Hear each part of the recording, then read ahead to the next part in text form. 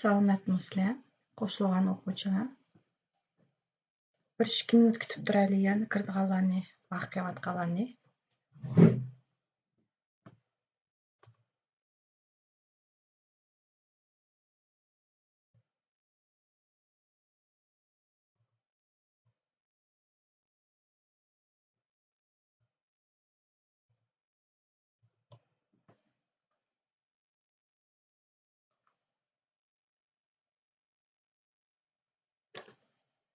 Endi пока biz biroz o'quvchilarni kutyapmiz. Sizlarga bundoq bir ekstra hisob yozib qo'yay. Masalan, bizda 2, 3, 12, 5, 6 savol belgisi bundoq qo'yay va 17 degan sonlar berilgan. Bir последовательность bo'yicha. Dana числовая последовательность. Установите закономерность и найдите число, которое должно быть на месте вопросительного знака. Можно bir chiqirib aytaylik, razminka o'xshash.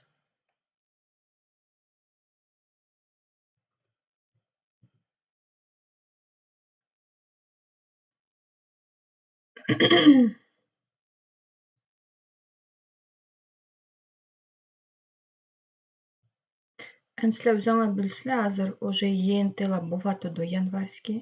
Mumkin даже sizlar topshirib ko'rdinglar. Endi o'zinglar ko'rgan bo'lishinglar kerak, что в принципе u yerda chiqqan hisoblar shu bizning probniyda chiqqandan hech bir farqi yo'q. Masalan, matematika o'qinglar, fizika yo bo'lmasa matgрамотность olsanglarmi, matematika savoddan shu logический hisoblar, shu protsentlar, shu proporsiya hech bir nima yo'q. Bundoq prям mana baza o'tkaldi yoki bo'lmasa yana bir nima bo'ldi degan yo'q. Har qanday o'quvchi sistematik durust tayyorlansa, masalan, bir kun o'qib qo'yib 5 kun demasa, albatta rezultat nachar bo'ldi. Biroq kunda az-ozini o'qib biridan o'rganaversa, har xil hamma tarafdan o'rgansa, albatta shu o'zining kerak 140 ballni oldi maksimum. Тем более hozir bizda matgрамотность bir yilni tatib 15 savol. Вообще оңай. Biroq выборочный предмет fizika, matematika bo'lsa, вообще любой выборочный предметda u yerda уже 35 hisobdan chiqyapti, durustmi?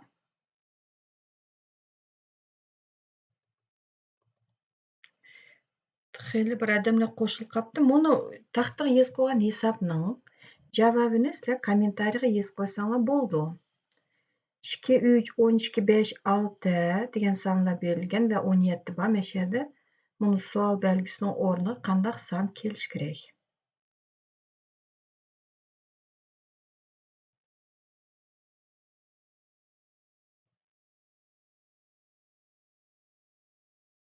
Va alaykum assalom, qo'shilgan o'quvchilarga.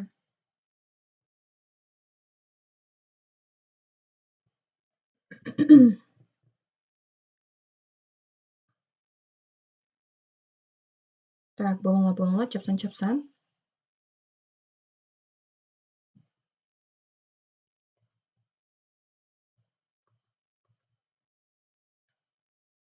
В общем, mushtaq sonlarda bir zakon придумать qildi. Shuni biz tepishimiz kerak. Qanday связь bor buni sonlarni orasida. Masalan, 2 bilan 3 ning orasida 0 только plus 1 ni ko'ryapmiz. Endi 3 dan 12 chiqish uchun bu yerda har xil bo'lishi mumkin. Plus 9 desanglar bo'ldi. Yoki bo'lmasa, men yerda eng yaxshi variant ko'ryapganim ko'paytirilgan 4 mikin deb, пока men o'ylayapman, mushtaq bo'lish mumkinmi deb. Birinchisi biz 1 ni qo'shdik, keyin 4 ni ko'paytirdik. Endi 12 dan 5 chiqish uchun buni qo'shidagi qo'shni sonlarda nima bo'ldi? 12 dan 5 ni aytsak 7 ekan, наверное, 57 bo'ldi, -7. Ko'raylik. Endi dальше 5 bilan 6 da yana plus 1 bo'lib qoldi. Shu vaqtga qaranglar, qaytalinyapti, plus 1 qaytlandi. Demak, men yerda наверное deyman, ko'paytirilgan 4, men yerda -7. Endi tekshirib ko'raylik. 6 ni 4 ko'paytsanglar 24 и 24 dan 7 ni yetsanglar, как раз таки nima chiqadi ekan? 17. Bu yerda mushu sizlarning buni qo'ygan sonlaringlar bir nim bilan mengish kerakda, bundoq bir zakon bilan. 1 bo'ldi, 4, 7. Keyin yana 1, 4, 7. Причем plus ko'paytirilgan minus. плюс көпөйт. Не так, что bir yerде плюс, keyin kelmay qoldi minus, keyin yana плюс, keyin вообще bo'lingan. Unda bo'lmaydi. Bundaq hisoblarda har qachon birdek zang bo'lishi kerak. Bo'ldi, shuning bilan bu hisob bitdi. Kстати, bu hisob sizlarda shu пробный, настоящий INT chiqqan hisob. Qanamisi endi o'zimizning hisoblarimizga kelaylik. Bugun bizda variant 61. Birinchi hisob. Bu hisob endi o'tgangi darsnikidek точно shunaqa hisob. Просто miyada уже boshqa narsani so'radi. Biroq chiqarish yo'li shunaqa. Общий maydon 2500 ga. Общий maydonni endi buni chambarda ko'rsatganki, u 360 gradus deymiz. Mushuning pshenitsani tepinglar deydi. Pshenitsa mana ko'ryotamsizlar, mayda 72 gradus. Shu vaqtida x teng 72 gradusda deymiz. Protsent qo'yib qoldim, kechirsizlar. 72 gradus bo'ldi. Endi bu yerda bulun qanchalik oz bo'lsa, demak, u yerdagi maydon shunchalik oz. Shu vaqtida bu to'g'ri proporsional miqdorlar. Bu yerda x ni tepish uchun nakres ko'paytiramiz. 72 ni ko'paytimiz 2500 ga va bo'limiz 3600 ga. Сразу buni nolliklarni qisqartib aytaylik. 72 ni 36 ga bo'lsanglar 2, ну и все chiqadi. Mayda 50. Лишний nollikni qisqartib aytdim, mayda. Qarang, mayda 360 lишний nollik kechirayotganlar. Shu vaqtida 500 gektar chiqadi.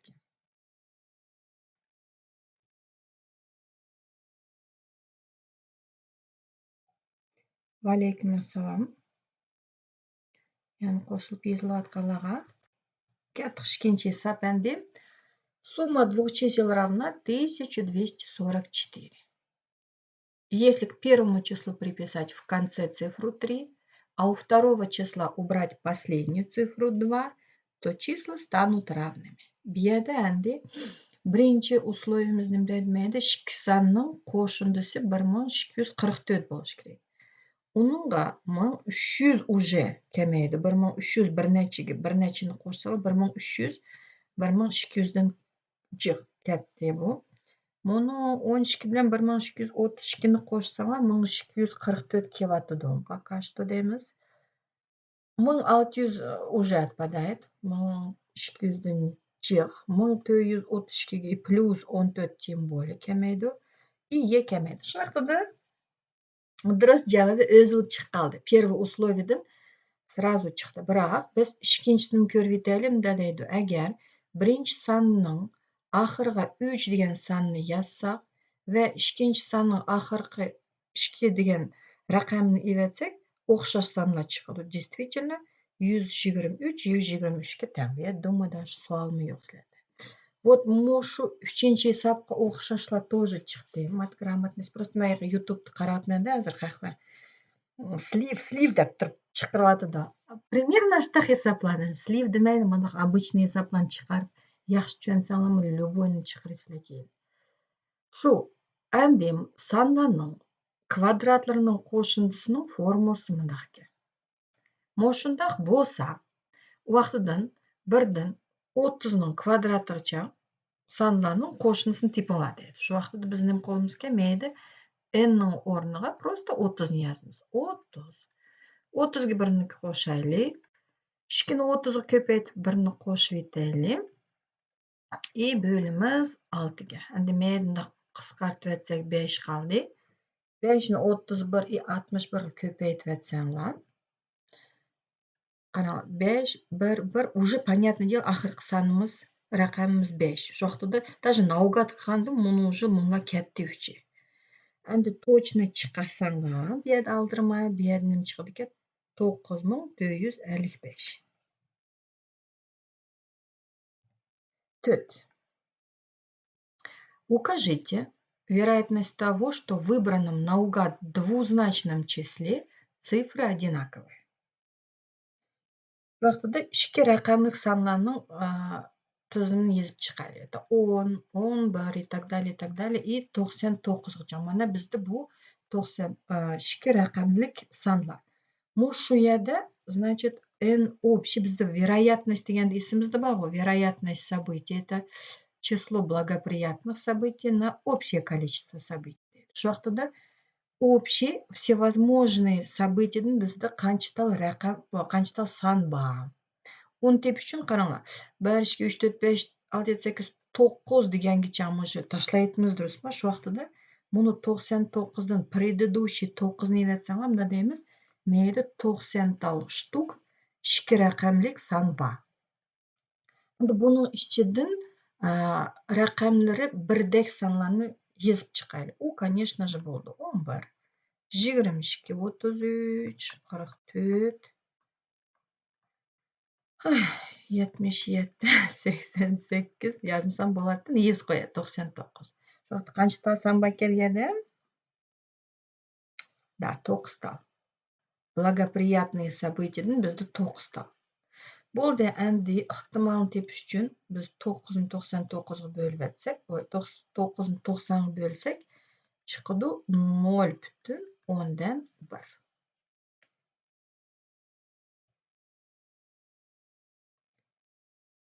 Kimga yana bir so'ranglar desam, endi bu yer пока что o'ng'ay, biroq shuni man bir yalani men xato qilishim mumkin. Salomatmisan qiyshiq keyin kirganlarga. Vaqt qolmag'an 12 da ровно boshlaymiz. 5-chi hisob. В ящике лежат 5 красных, 7 синих и 1 зеленый шар. Вычислите, сколько шаров надо вынуть, чтобы достать 2 шара одного цвета. Endi bir tal всегда bundoq qaraymiz mushta hisoblardan. Eng худший variant, eng nexoроший variant bu yerda ne bo'ldi? Shuni ko'rishimiz kerak. Конечно же, men ikki tal shar ish kelsa sразу qizil bo'lsa bo'ldi deyishim mumkin-da. Yoki bo'lmasa ikki talni chiqarib, voy ular ko'k desam bo'ldi deb ikki deb yozsam, даже ikki ответlar bor, mana shuni ikkini belgilab qo'ysanglar, bu xato. Sababi ne bo'lyotidi bu yerda? Вдруг men ikki tal sharik olaman, uning birisi qizil bo'ldi, a birisi ko'k.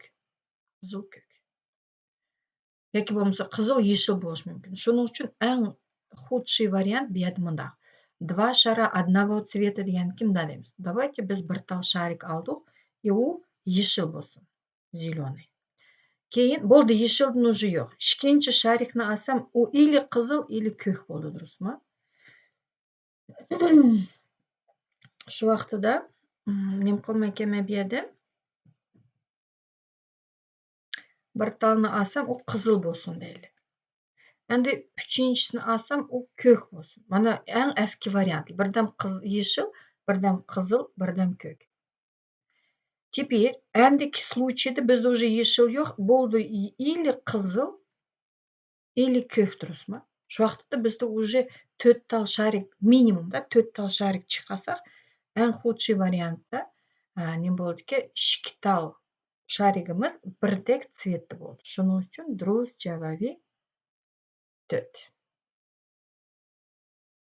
Agar mushul hisobda 2 shara одного цвета, давайте сразу ko'raylik, разного цвета desa, u vaqtida bunday qilamiz. Разный цвет, допустим, мы вытянули, u bizda bu yerda qaraymiz, eng jiq bizda ko'klar bor ekan, durustmi? Siniylar. Shu vaqtda men bir tal sharik вытянула, u bo'ldi ko'k. Keyin yana chiqardim, u yana ko'k bo'lishi mumkin, durustmi? Eng худший variantni qarayapmiz, eng плохой variantni. Shu vaqtida ko'kdan 3, 6, 7 talni chiqarsam, u bizda ko'k bo'ldi. Mana eng nimada всегда ko'klarni chiqarsak, biz 7 qatim chiqardik.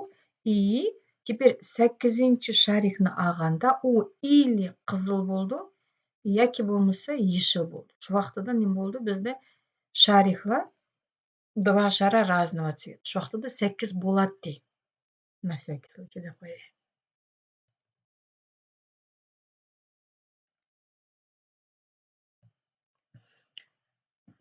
Ах, 500 шариковых ручек дойду. Из них 15 бракованных. Конечно, брак chiqishi mumkin. Вычислите вероятность того, что взятая наугад ручка окажется исправной. Shu vaqtida bizda ehtimol nima deydi? Число благоприятных делим на общее число. Bu yerda общее число 500 tal sharik, ручка. Всевозможно. Шуның 15 талы бірақ болса, иштемейдиган ручка болса, у вакытында исправный ручкадан канча тал калды дейбиз? 500дүн 15-ин эретсек 485.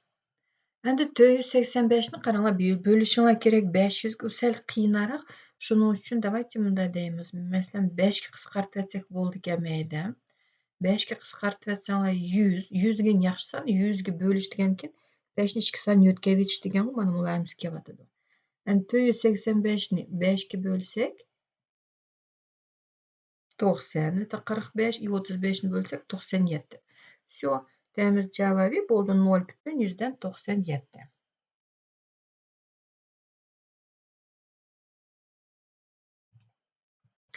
1 килограмм слив стоит 150 тенге, что составляет 0,3 стоимости 1 килограмма авокадо. Укажите стоимость 4 килограмм авокадо. Авокадо endi yaxshi ko'ramizlar bilmayman. На любителя. Шуну bilan qar o'rikning 1 kilosi 150 tenge va mushu baho avokadoning 0,3 bölігini құрастырды дегенге, вакытында авокадоны акчаны тепиш үчүн караңар, бизде 150 у неме дейт, санның бөлүгү берилген. Ошол сан өзүн тепиш үчүн биз 150ни бөлүп этмиз 0,3ке. Бизде көпөйтүш бар, и бөлүш бар мээде. Кесирлер турган үчүн муну онлук кесир болсун, аддий кесир болсун. Что составляет деген подсказка болуш керек. Ошондо муну 150 или мындай эзип койсоңор болду. 150 у авокадонун 0,3, 0,3x деп жаңылым эзип койсоңор болду. Мен жерден неме чыкты? Авокадонун акчасы онлук кесирге бөлгөндө 5ни бетimiz 0 кошумуз. 1500'ны 3ке бөлсөңөр просто 500 тенге. Бу 1 килограмм авокадонун акчасы. У вакытта 4 килосы, понятное дело. 4ни 500 көпөйтсек 2000.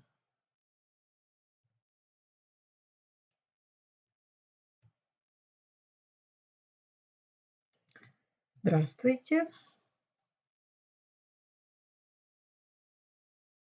Ең кошулганларга эзип туруңарчы чатка бир эмне түшөнсөңөр.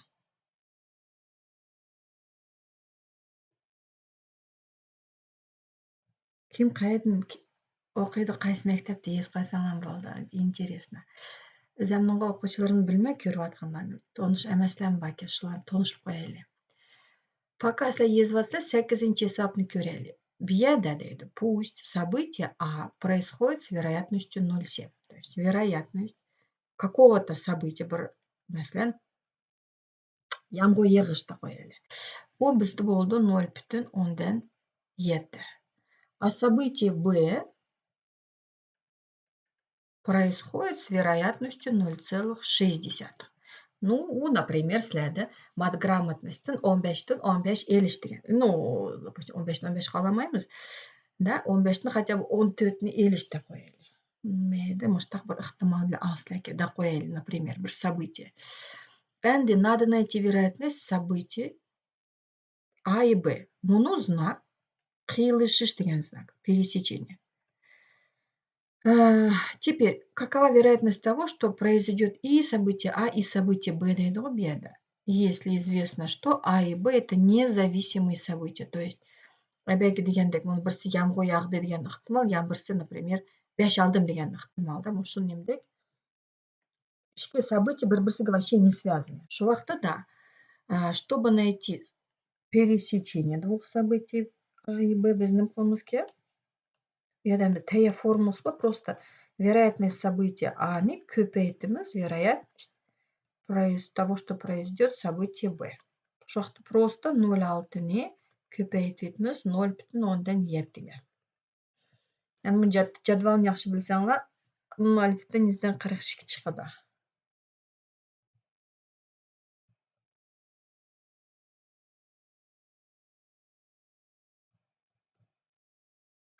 Сторона квадрата равна 8 сантиметрам. Середины его сторон являются вершинами второго квадрата. Середины сторон второго квадрата являются вершинами третьего и так далее. Найдите сумму площадей всех таких квадратов. Ойбай, менде келмейді дейміз де. В общем, квадратсыз қоямдағы примерно. Оның қыры 8 дейді. 8.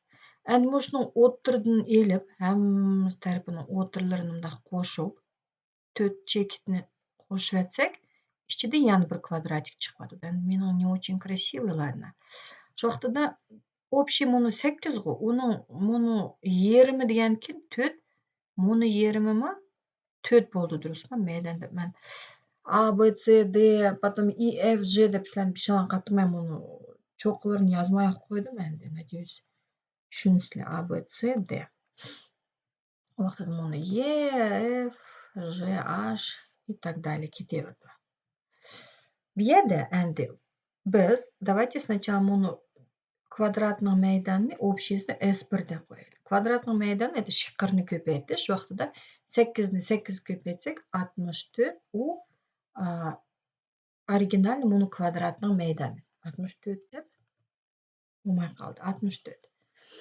Әнде мұшының ішчеден вырезали еще один квадратик. Әнде мұшу ішчедекі квадратның қырыны давайте мен пока что x де қойай. Бұл қырын теп үшін әнде геометрияда қоймай яқшы Пифагор теоремасы бақырамамда. Сіз қойдың бір қырыны.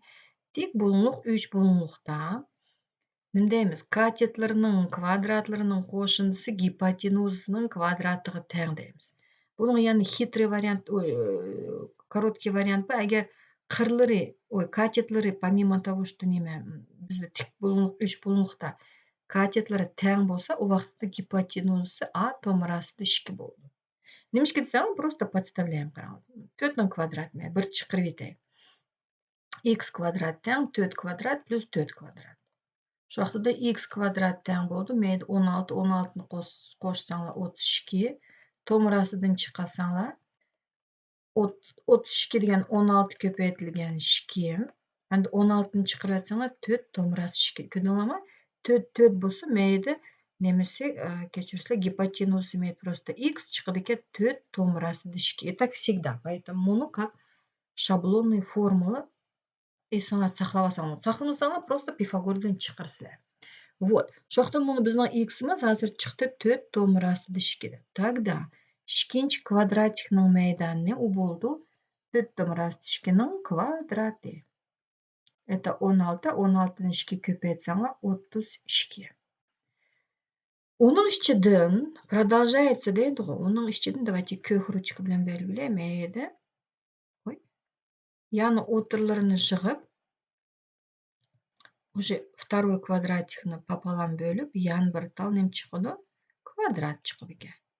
Әнде біздің мұны полностью қырымыз 4 томырасы 2 дұрыс ма? Нем тепішіміз керек ке, оның половинкасы ол болды, конечно же, 2 томырасы 2. Мәйді ма 2 томырасы 2. 2 томырасы 2. Әнде мұны тек 90 градус. Катетлері тең болған кен, мұны бұлыңларымы тоже тең, ола, короче, 45 градустан. 45, 90 болған кен, мұны отырсы, даже демесам квадрат дейді, уже берілгенді. Yani усложняет. В общем, квадрат. Мәе 90 градус болған кен, у вас мұндақ 3 бұлыңлық болды, қараңла. 2 томырасы 2, 2 томырасы 2, мәе 90 градус, ой, шеменді көрінмейді. Мұны Y-да қой. Синий квадратикның қыры. О бізді опять гипотенуза немдедік. Әгер катетлеріміз оғышса, о вақытта гипотенуза болды мұшу катет и еще көпейтілген по вот этой формулы көресал, томырасы 2 еще раз выходит, шығыды. 2 томырасы 2-ні көпейтілсеңа просто 2, 2-ді 2, 4 болды. Жоқтыда кök квадратның қырлары 4. Вақтыда S 3 болды, 16. Все, дальше çıkamayma. Дальше қараймыз. 64, 32, 16. Каждый раз 2 хәсі кемейіп атыды деймізді. Бұны әнді біз 9-шы сынып прогрессия деп өтілі. Арифметикалық прогрессия, геометриялық прогрессия. Әнді ашу едін біз дейміз. Так, хәсілініп кеміп, яки хәсілініп өсі, бұл бізді геометриялық прогрессия. Әнді кичік класла таңшап атыды. Сілі пока мұны аштықке деп тұрып тұрсаңламы приблизительно тонышып турсузlar да. Endi 11lar buni уже bildi. Shu vaqtida geometriyalik progressiyaning birinchi a'zosi 64, uni B harfi bilan belgilaymiz. B1 64. Ikkinchi a'zosi 32 и так далее ketib borsa, bu bizda kemiguvchi cheksiz geometriyalik progressiya deb ataldi. Shu vaqtida uning hamma a'zolarining qo'shindisi B1 bo'lingan 1 minus Q bo'lgan. Так, повторяю просто 11 klasslarga. Bu yerda Q deganimiz mushu hassalik. U B2 bo'lingan B1. То есть 32 ni 64 ga bo'lib atsang, buni 2 dan 1. Всё. Endi demak, mushu formula qo'yib chiqaylik. Vaqtida S teng 64 bo'lingan 1 minus 2 dan 1. 1 ni 2 dan 1 ni yozsak 2 dan 1. 64 ni 2 dan 1 ga bo'lib atsak, просто 128. Bu ketmadi yoqda ko'rib boqay.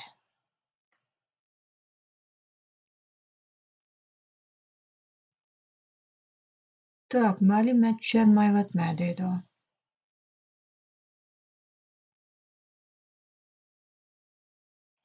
Очередь сuzay, пожалуйста. Хорошо. Men постараюсь. Endi menda 11 klasslar bo'lgan keyin chapsan deyapmi? Kechirsizlar. O'chdi hozir astaroq, amdanroq tushundiray.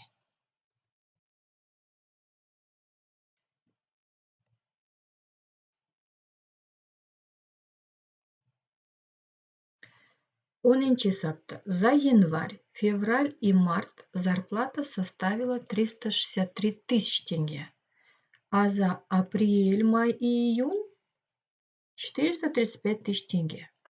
При этом в течение года она увеличивалась на одно и то же число каждый месяц. Чему равнялась зарплата в январе? Тогда январьда зарплата qancha bo'lgan bilmaymiz, uni давайте x deb qo'yaylik. Buni endi каждый раз увеличивается на одно и то же число deganimiz, u bizda arifmetikalik progressiya. Biroq sizlar arifmetik progressiya degan tushunmayman ma'lum desanglar, nичего страшного. Bu yerda biz uni даже arifmetikalik progressiya ekanligini даже bilmasdanmi chiqara olamiz. Sizlar o'ngayroq bo'lish uchun давайте men buni 3 nolliklarni bundoq siz qo'yib turay. Потому что bu yerda 3 nollik ham ответlarda bor. Uni 3 nollik yozaver yer qolmas uchun просто buni 363 deb qo'yaylik, mayli 435 deb qo'yaylik. Keyin oxiriga 3 nollikni qo'shib qo'yamiz. Endi yanvar, fevral, martning aqchisini qo'shsak deydi 363 ming tanga chiqadi ekan. Aprel, may, buni mart deb qo'yay. Aprel, may, iyunnikini qo'shsanglar qancha chiqadi ekan? 435. Bizga keragi yanvar. Shu yoqda yanvarning aqchisini bilmagandan keyin давайте yanvarnikini x deb belgilayman. X deb yozib qo'ydim-ku. Fevralda shu yanvarda olgan aqchimizga yana bir какой-то надбавка qo'shildi ekan. Bu надбавкасini давайте y deb qo'yaylik. Y ga o'sidi. Mart чем предыдущий месяц dedi. Shu vaqtida martda qanchalik aqcha olamiz desak, uning uchun buni fevralni qaraymiz. Fevralda biz kechirsizlar. Fevralda biz x plus y aqcha oldik-ku. Shuningga biz yana nima qilamiz ekan? Надбавка buni y ni qo'shamiz ekan. Mana buni yanvar bo'ldi. Buni fevralning aqchisi, a buni martning aqchisi. U 363 tanga. 363 ming kechirsizlar.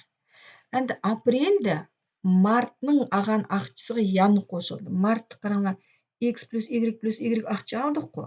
Shu vaqtida shu x plus можно y bilan y ni уже 2y deb qo'yay. Shu 2y ga это martning aqchisi. Yana y qo'shildi. Y ga 2y ni qo'shsak 3y. Bu bizda уже aprelning aqchisi. Mayda qanchalik aqcha oldik? Ну, понятное дело, 3y ga yana y ni qo'shib etsak 4y qo'shildi. Iyunda mushu x plus 4y ga yana y qo'shilsa 5y qo'shildi. Так, buni mayniki, buni iyunniki. bo'ldi aqchisi 435 ming.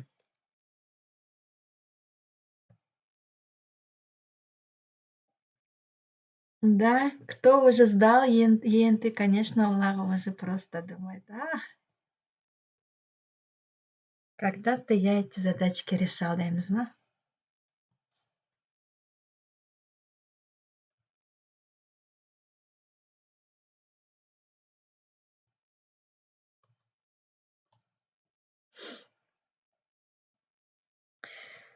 Шуның bilan qaranglar, men nima bilan yozyaptimikin? X, Y bir bilan yozyaptim. Endi bu yerda 6-sinfda уже bundoq figurni skobka ichib, sistema уравнений deganni boshlaymiz. Shu vaqtida qo'shaylik. X plus уже bo'ldi 3x. Men mayga yozdim. O'rinmashadi baka. Yni qo'shasak 3. Ya'ni 3x deb qo'yay. 3x, 3y. Yni birinchi yozyapti qolibmi, keyin x ni yozdim. 3 dan normal. Teng 363. Ikkinchi условияda qaraymiz. X plus x 3x. Mana 3x buni x ni ostiga yozay.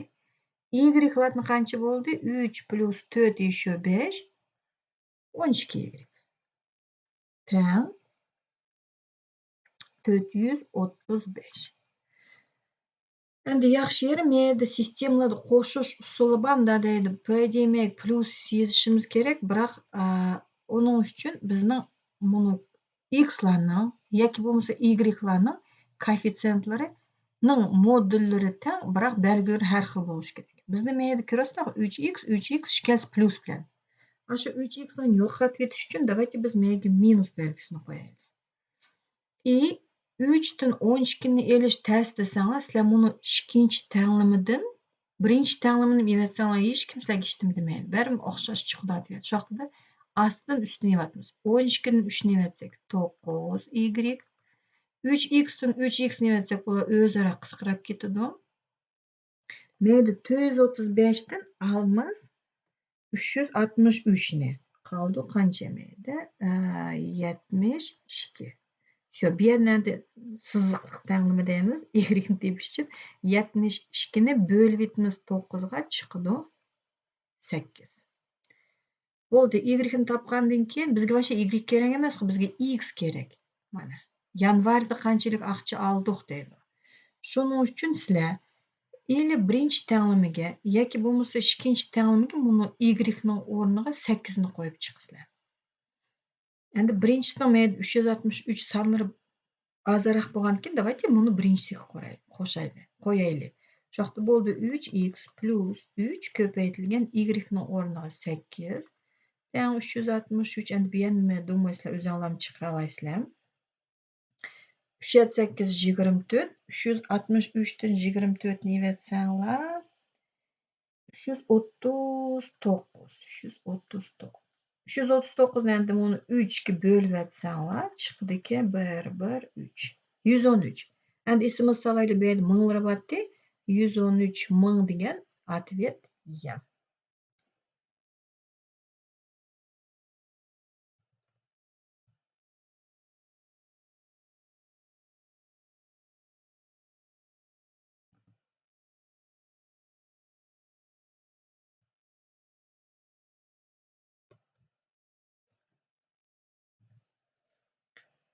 В 10-этажном доме 200 квартир. Вот тоже загадочные софаном и 5 подъездов. На каком этаже находится квартира номер 130? Shu vaqtida biz bunday yasab qo'yamiz. Buni uy bo'lsin. 5 tal подъезд. Mana bundaq отдельно bo'lib chiqadi. 1 2 3 4. Mana 1 2 3 4 5 tal подъезд. Shu vaqtida bir подъезд qancha uy bor tepish uchun biz просто nima qilamiz? Buni общий 200 kvartirani 5 ga bo'lib atsak 40.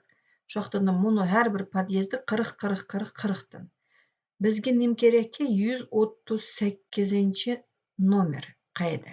Иногда mayda shu какой подъезд deb so'raydi. Shu vaqtida 40 40 40 40 dan yozsak, buni 3 tal 40 ni qo'shib atsak, o'sha 120 bo'ldi, durustmi? Shu vaqtida bizning kerak podyezdimiz u buni 4-chi podyezdga, nomer 4 degan podyezd kerak bizga. Shu vaqtida biz 138 ni kechirsizlar, evetimiz buni lishniy 120 ni. Qoldi 18 kvartira. Bizga значит 4-chi podyezdning 18-chi kvartirasi kerak-ku. Endi buni 10-этажный deganni ko'raylik. 10 etajlik bo'lsa, всего 40 tal kvartira bo'lsa, buni bir podyezdda 40ni bölimiz 10'ga, чтобы найти bir площадкада qancha tal uy bor. Shu vaqtda bir площадкада 4 kvartira na одной площадке deb qo'yay. Shu vaqtda bir etajda-ku, buni bir etajda 4 tal uy bor ekan. Endi bizda buni 18 desak, 18-chi kvartira vaqti qanchinchi etajda bo'ldi? Onu tepish uchun nima qilamiz? Biz 18ni bölimiz 4ga. Это получается 4 etaj ko'tarilamiz ekan. 1, 2, 3, 4. И buni 5-chi etajning bir ikkinchisi, это уже buni 16, 17, 18 deb, в общем, 5-chi etaj bo'ldi.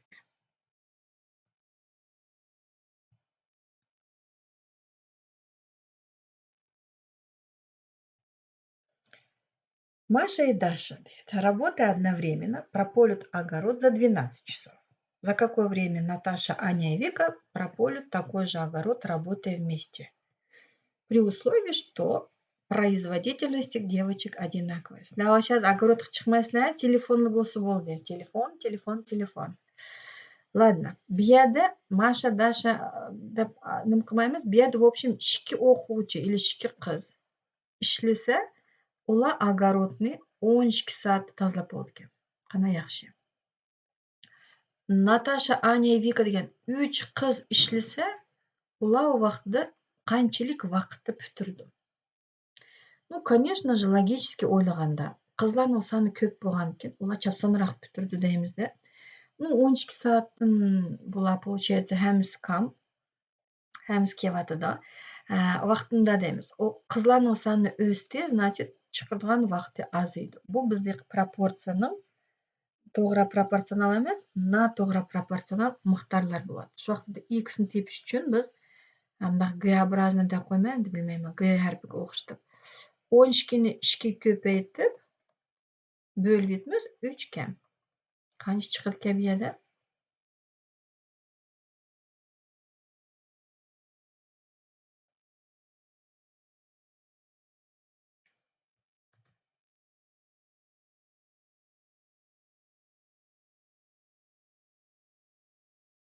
Salomatmisizlar. Chiqadinglar buni hisobni 12ning ответini yozinglar.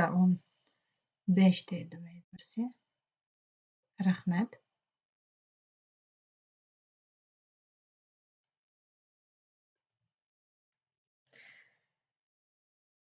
Shu vaqtda 12ni 3ga bo'lib o'tsak 4, 4 2 8, конечно. 8 soat durust. Sizlarning kommentariyanglar просто nim bilan, запаздывание bilan kelyapti-da, naynı o'sha chiqarib oldinglar. 13-chi hisob bizda o'tgan testda тоже bo'lgan. Daxil qarasanglar qo'rqib ketmanglar, bu yerda chex narsalar yozilgan. Bo'lsa-mu o'ngay hisob. Birinchi tablisada nima ko'rsatgan ekan? Mayda hisoblarning nomerlari, ostida har bir hisobning oldigan ballari. Ko'ryapman, 4-chi hisob eng qiyinki, 12 тоже ничего и 14. Qolganlar o'p-o'ng'ay 1 balldan. Endi ikkinchi tablisada nima ko'rsatdim? Buni sizlarga so'rsoch deb vaqtladim, boshqa o'xshashlar. Sizlarning ballaringlarga qaraymiz. Agar masalan 11 balldan kamasi az olsanglar 2 qo'ydi. 17, 18 ball olsanglar otsenkalar 5 bo'ldi ekan. Shu vaqtda bir o'quvchi Kirill algebradan buni hisoblarni durust chiqaribdi. 1 degandan keyin 1 ball, 3-chisini, 4-chisini nima deydi endi 7, 9, 10, 12. В общем, просто аккуратно chiqarsizlar. 10, 12 и 14. Shu vaqtda Kirill qancha ball oldi dedi. Qancha ball oldi depish uchun просто 1 + 1 + 3. Buni, в общем, кружочек sondan qo'shyapsizlar.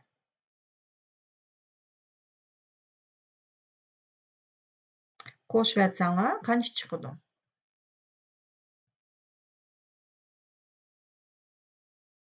12 ball chiqadi ekan. 12 ball mana 1 ответ. 12 ball olsanglar 3 degan otsenkalar bo'ldi ekan.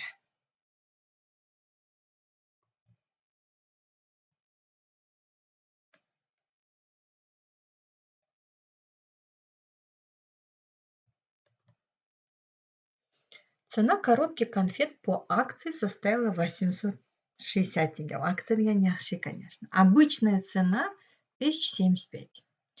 Найдите скидку в процентах. Shu vaqtida bizda 1075. Это изначальная цена. Bilmayman, sizlarga maktablarda bundaq стрелочка proporsiya bilan ko'rsatamdi yoki сразу kasr bilan bo'lib ko'rsatamdi. Shuning uchun inogda андай yozma, inogda bundaq yozma.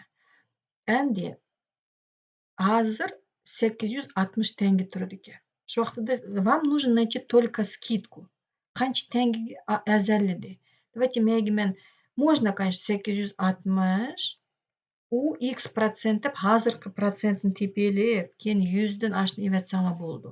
U sal долго, shuning uchun bizga только skidka qancha biz kutib oldik shu kerak-ku. Shuning uchun давайте biz mayli o'ydilar 1075 dan evitmiz 860 ni. Chiqdi, ну, o'ng'ay 215 tanga kutib oldik. Endi 215 tanga degan u qancha protsent? Protsentlar har qachon bunday edi, to'g'ri proporsional miqdorlar. Shuning uchun bundaq krest-nakrest ko'paytiraveramiz. Shu x ni tepish uchun 215 ni ko'paytimiz 100 ga и bo'lyapmiz 1075 ga. Сразу 1075 ni 215 ga как знатоки bo'latsak 5 chiqadi ekan. 100 ni 5 ga bo'lsak 20. 20% durust.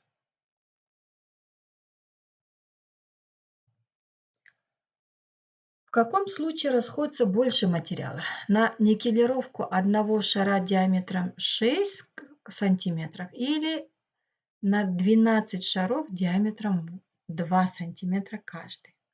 В ответе укажите разность этих значений. Endi, к сожалению, bu yerda formula bilishinglar kerak. Bu yerda buni sharikni siz qo'ying, примерно bundaq qilib, объемni qilib ko'rsatib qo'ying, bundaq qilib.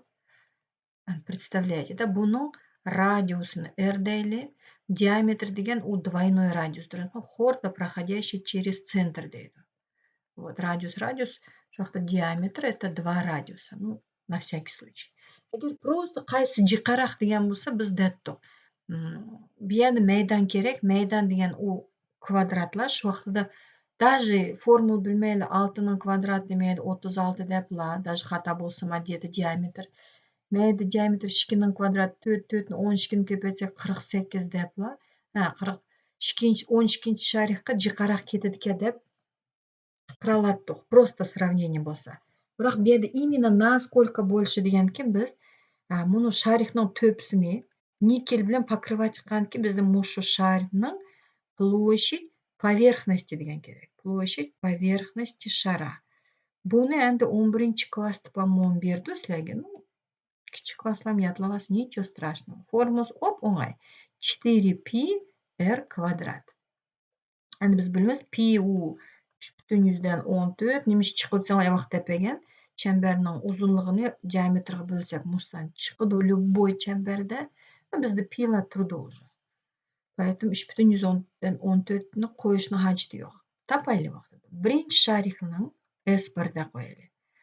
Diametri 6 bo'lsa, uning radiusi shikasi ham 3 bo'ldi. Shu vaqtida 4pi ni 3 ning kvadratiga ko'paytamiz.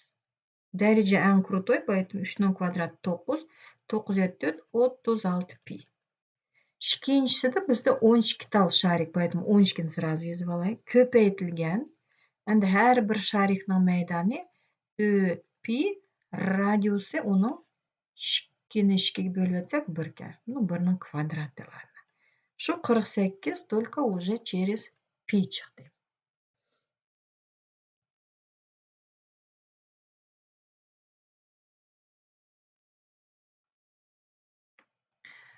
Насколько больше deganki bizda ikkinchisi jiqaroqga s2 ni s1 ni evatsak, 48 pi ni 12, 36 pi ni evatsak, mana shu ответni deydi qilyaptilar.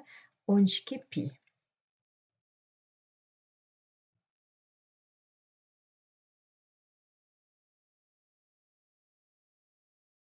Durust. 5-chi etaj deganmi durust, 12 ballmi durust.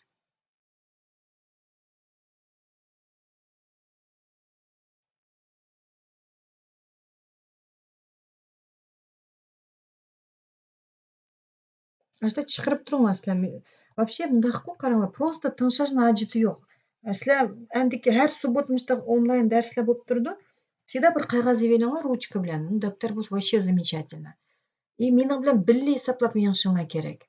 Пока өзүңлар не нащупаете, через себя не проведете, просто мындак чыгарыш керек экен да деп койгонду атылып калсыздар, бүгүн унутуп калмасаңлар. Шуның үчүн чыгарып атканлар молодцы. Очередной оңай исәп. Колесо имеет 15 спиц. Эми 15 та спицаны сызмай ак кой, 1, 2, 3, 4, 5, 6 сыз кой, например. Ошол убакта да, муну соседний спицаларнын арасындагы булуң канча градус? Менин да 6 та штучка болгон болсо, 1, 2, 3, 4, 5, 6 сыздым да. Бир круг 360 градус. Ошол 360 градусну 6га бөлүп атсам, 60тан чыгат экен. У менин исабым, просто придумывать кылган. Силерде 15 та спица болсо, силер просто 360-ны бөлүп этсилер 15ке. Даже исап кылмайм дальше.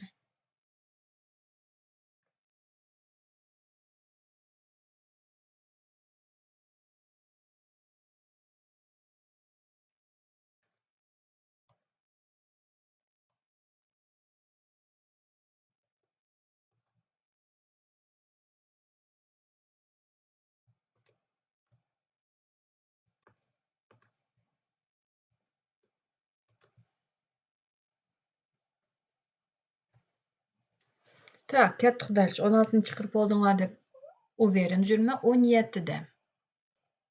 Мен сәл немелер көрүнмөй калыптыр. Кавычкада. Из слова математика выбирается наугад одна буква. Вычислите вероятность того, что это будет буква М. Вероятность дегенде кийин биз неме дейбиз? Бизде благоприятный событияны общее количество бөлүмүз. Ошол да бизде математика деген сөздү канча тал харп баке? 1, 2, 3, 4, 5. 10 тал харп.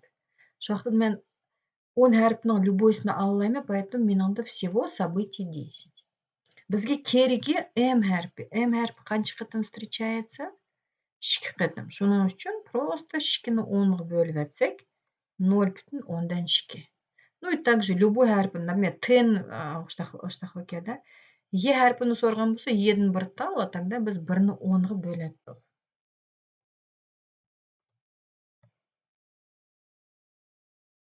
24 дұрыс. 16-нчы исаптыки. 18. Последовательно бросаются 2 игральные кости. Найдите вероятность того, что сумма выпавших очков делится на 4. Я наношу вероятность. Яма чыгуду вероятность. Благоприятныйны бөлүмүз общийга. Энд өткен дәрсте дәвірменке. Өткен дәрсте бірақ мен действительно көстіріп чыққан мұны косточкаланы да. Кубик қой біздің кубик. Мұшы кубикларын ташлығанда бір талын ташлысақ, бізді 6 қытым 6 вариант шығыш мүмкін. 1, 2, 3, 4, 5, 6, 6 қырдым. Шикісін ташлысақ, тогда общее количество событий бізді болды 36. Оны мен расписочка тұрып көрсеткендім. Поэтому уже все. Білсілер деймін да, поэтому мәхрәжіге берілмеген болсыма цифра 36, но 2 игральные кости деген кен автоматом 36 яздық. Теперь надо выписать те, которые делятся на 4. На 4 такой. 4-ке бөлініш үшін бізді мұны көбіқла қандақ чықшы мүмкін. Конечно, болуш мүмкін, например, астыға мегез қой. Біріншісі 1, ikkinchisi 3 чықса, қошындысы 4. Или сразу переворачиваю, 3 білән 1 тоже қошындысы 4. 4-4-ке бөлінді. Яна бияды бір вариант ба, это 2 чықса, қошындысы тоже 4. Значит, 4-ке бөліндіған бізді 1, 2, 3 вариант ба. Если она делится на 8 деген кен, на 4 деген кен, бізде еще 8 деген очко тоже 4-ке бөлінді ғой. Уақыт 8 чықыш үшін 2, 6 болуш мүмкін. Или 6, 2 сразу yazamыз. 3, 5 болуш мүмкін. Қошындысы 8. Яки болмаса 5, 3. А что такое они 2 кубика? Может быть, сначала муну 3, муну 5, а потом наоборот муну 5, а муну 3. Поэтому переворачивать обязательно yazamыз. Яны биян бірсі қалды. Это, конечно, шкелісі 4 чықыш мүмкін. Следующий сан 4ке бөлінген у 13. 13 чыгыш үчүн эndi только 6 bilen алынды. Всё, больше вариантов нету. Уже 16-ны ала алмайм, потому что 6 максимум уже. 16 деген очко даже ала алмайбыз. Ошол убакта благоприятных событий бизде 1, 2, 3, 4, 5, 6, 7, 8, 9. 9-ны 36-га бөлсөң, 9-га кыскартып атсаңар 4-тен 1. Ну и 4-тен 1-ни ишкерисине 25-ке көпөйтүп атсаңар 0,25. Муну билмесеңер, делите 1-ни 4-ке в столбик. И тоже чыгыды 0,25.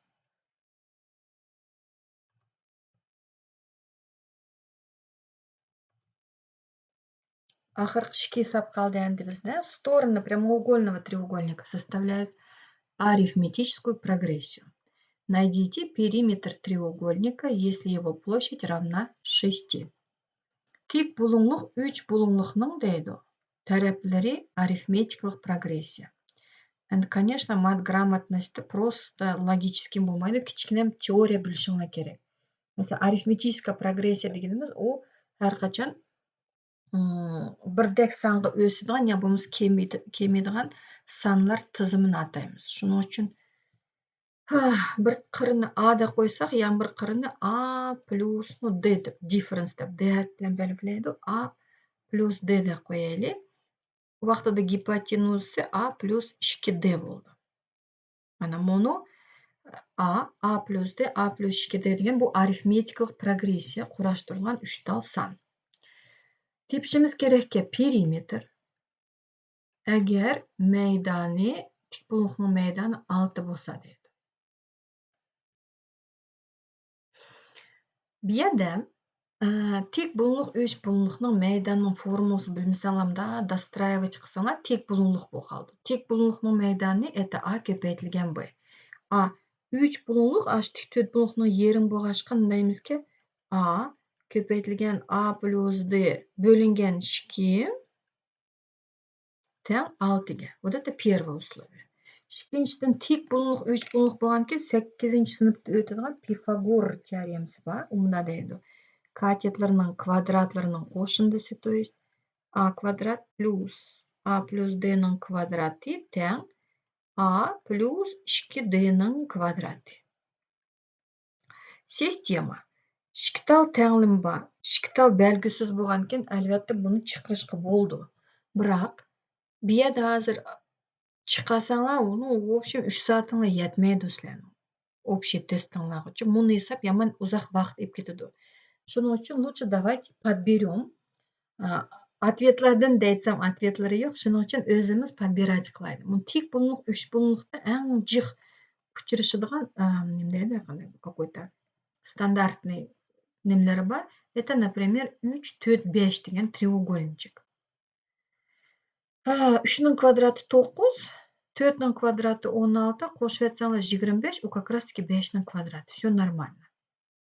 Пифагор келди. 3-ке 1-ни кошсак 4, 4-ке 1-ни кошсак 5, булармы не болду? 3, 4, 5. У арифметикалык прогрессия тоже болду. Всё. Значит, биздин ответлерimiz 3, 4, 5. Му. Onu чакырыш үчүн муну ответ карап өтөлү. Мейдан 6 болуш керек. Мейдан тепиш үчүн эмне кылабыз дедик? 3-ни, кечирсиңер, 3-нү көпөйтөбүз 4ке и бөлүтөбүз 2ге, вот по формуле, мен формула койсак, как раз таки кыскартып атсак 6 чыкты, всё. По всем параметрам бизде 3, 4, 5 келип атыды. Шуның үчүн периметрни сразу тапайлы. 3 плюс 4 плюс 5 болду 12.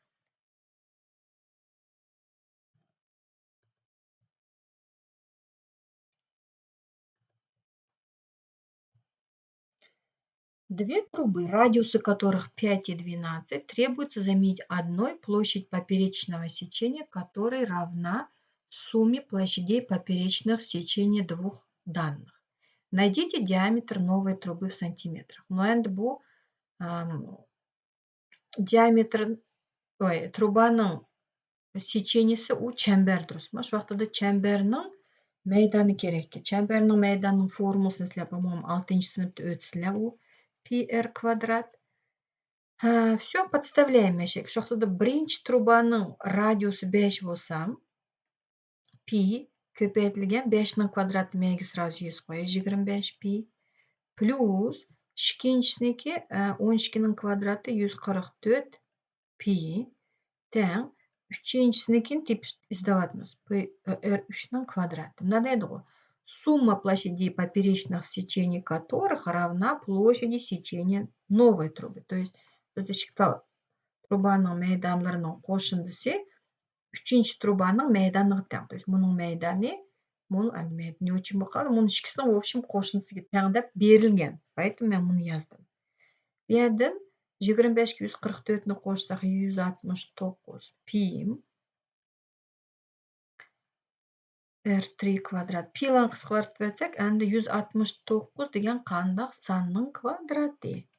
Desanglar, конечно же, 13 deymiz. 13 ni belgilasanglar xata. Mana chiqirib oxirida xato ответ belgilab qo'ysanglar вообще xato. То есть 13 degan durust. Biroq bu yerda deydi diametrni tepinglar deydi. Biz bilamiz, что радиус 13 bo'lsa, u vaqtida diametr это 13 ko'paytirilgan 2, то есть durust javobi 26. Всё, в общем, mushuni bilan dars bitim. 20 hesabni chiqaryapmiz, 1 soatda ulguryapmiz. Agar savollaringlar bo'lsa, kommentariyga yozib qo'yinglar, tushunmagan yerlarni yoki bo'lmasa ma'lum, bizga mana muni temani yaxshi tushunmagandim desanglar, shu temalaringlarni yig'ib shu temalaringlar bo'yicha тоже chiqirmang shu matgрамотностьni. Ma'qul vaqtida endi katta subbotni ko'rishgacha tinch omon bo'linglar. Xo'sh.